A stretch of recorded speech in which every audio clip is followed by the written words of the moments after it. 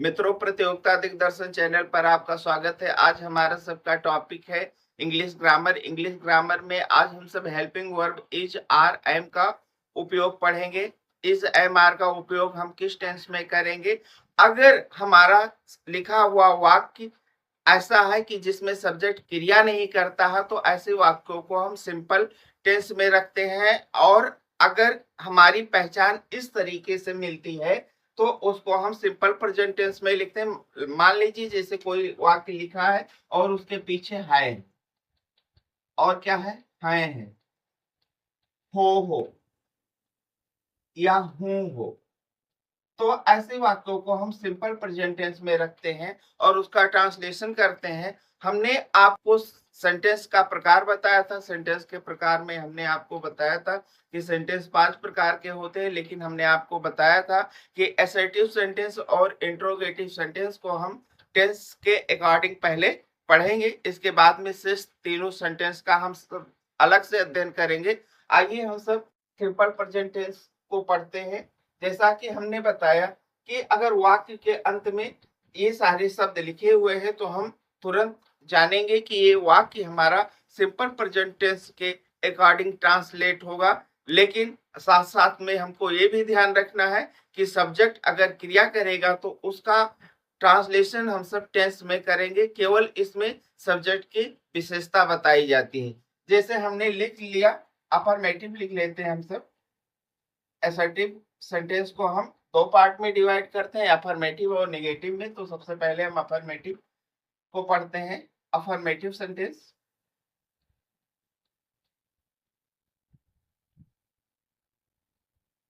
Affirmative sentence में हमने ले लिया राम वीर है। देखें, आप वाक्यों को देखें, वाक्य में केवल राम की विशेषता बताई जा रही है कि राम वीर है, राम कोई क्रिया नहीं कर रहा है। अगर हम ऐसा लिखते कि राम युद्ध लड़ता है, राम वीरता से युद्ध लड़ता है, तो लड़ना क्या हो जाती? क्रिया हो जाती। तो हमारा सेंटेंस टेंस के अकॉर्डिंग चला जाता। लेकिन यहाँ पर केवल विशेषता बताई जा रही है, तो हम इसका ट्रांसलेशन सिंपल प्रेजेंट टेंस में करेंगे। तो आइए, हमने सब्जेक्ट लिख दिया। सॉरी, हम आपको फार्मूला भी बता देते हैं। ऐसे वाक्यों को बनाने के लिए हम सब पहले सब्जेक्ट लिखते हैं, हेल्पिंग वर्ब इज लिखते हैं और फिर हम क्या करते हैं, ऑब्जेक्ट को लिख देते हैं। यहाँ पर आप देख रहे हैं सब्जेक्ट क्या है, राम है, तो हमने राम लिख दिया। अब राम क्या है, सिंगुलर है, तो हम यहाँ पर क्या लिख देंगे, इज लिख देंगे। और ऑब्जेक्ट हमारा क्या है, यहाँ पर वीर है, तो यहाँ पर हम लिख देंगे ब्रेव। Ram is brave. अभी हमने किसकी बात की? हमने केवल एक हेल्पिंग वर्ब का प्रयोग किया, इज का प्रयोग किया। इज का प्रयोग कब होता है? जब सब्जेक्ट हमारा सिंगुलर होता है। और आर का प्रयोग कब होता है? जब सब्जेक्ट हमारा प्लूरल होता है। जैसे हमने लिखा वह विद्यार्थी, वह विद्यार्थी, वह मतलब बहुत सारे सब्जेक्ट हमारे, तो ये किसके अकॉर्डिंग आएगा? प्लूरल सब्जेक्ट के अकॉर्डिंग आएगा। तो हम इसमें क्या करेंगे, सबसे पहले सब्जेक्ट लिखेंगे और फिर हेल्पिंग वर्ब हम आर लिखेंगे और फिर हम क्या करेंगे, ऑब्जेक्ट को लिख देंगे।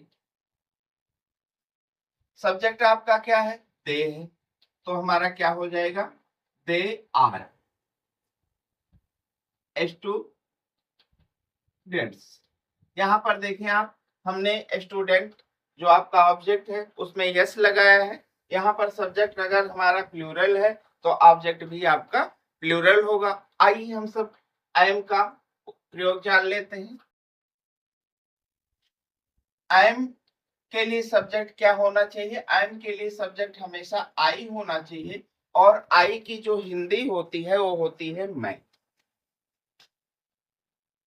आई की हिंदी क्या होती है? मैं। एक बात ध्यान दीजिए कि जो आई सब्जेक्ट है, ना तो ये सिंगुलर है और ना ये प्लूरल है। इसमें हम आई के साथ में अगर सिंपल प्रेजेंट टेंस की बात करते हैं तो आई एम लगाते हैं।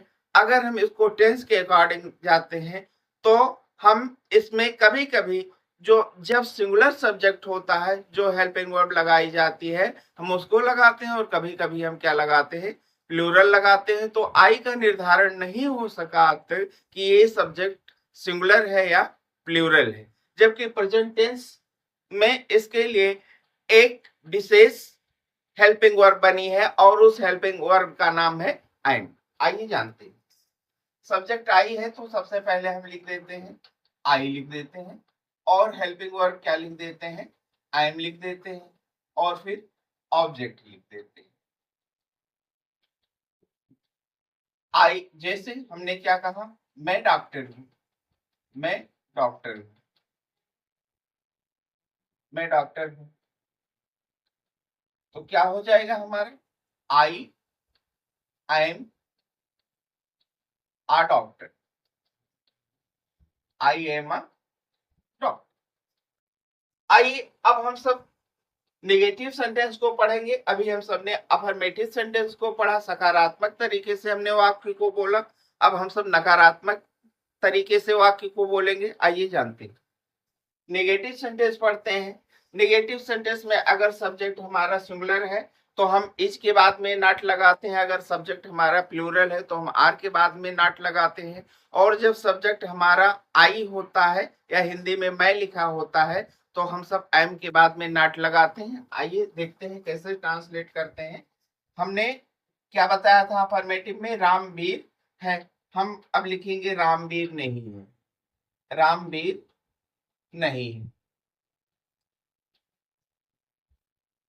हमने आपको बताया कि helping verb is are am के बाद में नॉट का प्रयोग करेंगे। तो सबसे पहले सब्जेक्ट लिख लेते हैं राम, हेल्पिंग वर्ब इज लिख दिया, नॉट का प्रयोग कर लिया, और ब्रेव हमने लिख दिया। हमारा क्या हो गया, पूरा हो गया। आइए हम सब, यह सब्जेक्ट हमारा प्लूरल होता है। हमने आपको बताया था कि वह विद्यार्थी है, तो हम यहाँ पर लिख रहे हैं वह विद्यार्थी नहीं है, वह विद्यार्थी नहीं।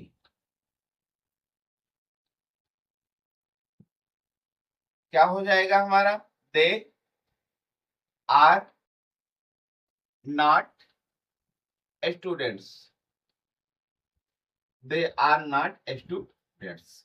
हमने आपको बताया था कि मैं डॉक्टर हूं, अफर्मेटिव सेंटेंस में यहां पर लिखे गए हैं मैं डॉक्टर नहीं हूं, मैं डॉक्टर नहीं हूं।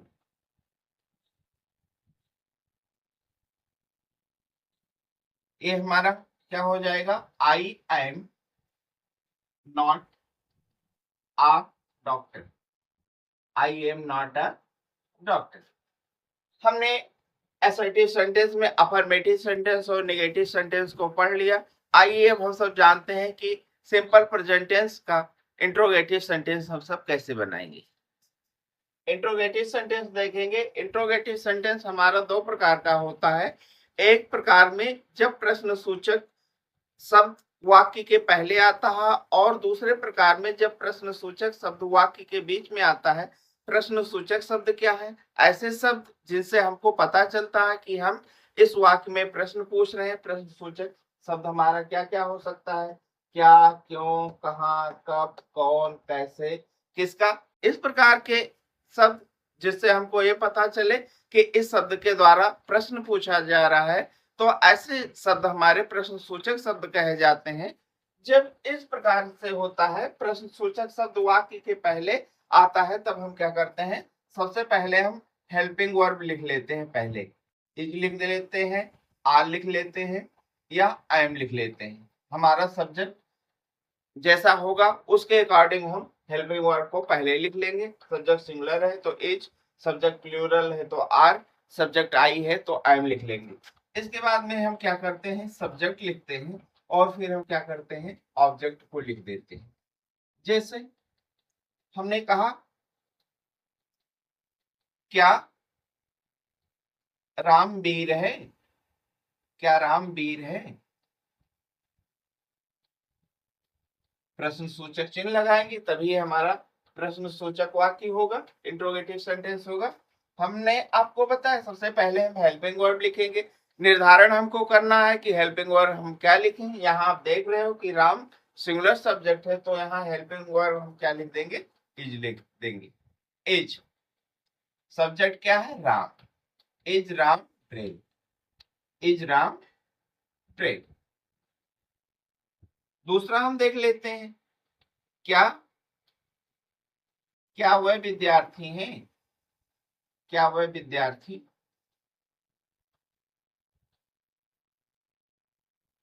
हैं। क्या हो जाएगा हमारा, आर दे। सबसे पहले हेल्पिंग वर्ब लिखेंगे, फार्मूला हमने लिख रखा है ऊपर, are they students, are they students.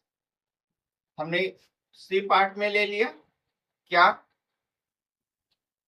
मैं डॉक्टर हूं, क्या मैं डॉक्टर हूं। हेल्पिंग वर्ब क्या हो जाएगी, एम हो जाएगी, क्योंकि सब्जेक्ट क्या है, आई है।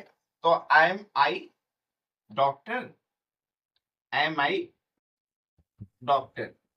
आइए अब हम दूसरा प्रकार जानते हैं, जब प्रश्न सूचक शब्द वाक्य के बीच में आता है। इंट्रोगेटिव सेंटेंस में दूसरा सेंटेंस हमारा है जिसमें प्रश्न सूचक शब्द वाक्य के बीच में आता है। जब हम हिंदी में वाक्य को बोलते हैं तो उसमें प्रश्न सूचक शब्द वाक्य के बीच में हमको मिलता है। उस स्थिति में हम सब क्या करते हैं, उसमें हम सबसे पहले क्या करते हैं, इंग्लिश ऑफ क्वेश्चन वर्ड, जो हमारा प्रश्न सूचक शब्द होता है उसकी अंग्रेजी हम लिख देते हैं। इंग्लिश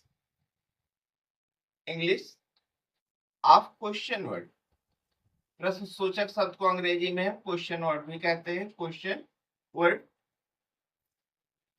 प्लस में हम क्या करते हैं, हेल्पिंग वर्ब लगा देते हैं, इज लगा देते हैं, आर लगा देते हैं और एम लगा देते हैं। सब्जेक्ट हमारा जैसा होगा उसी के अकॉर्डिंग हम हेल्पिंग वर्ब का प्रयोग कर लेंगे।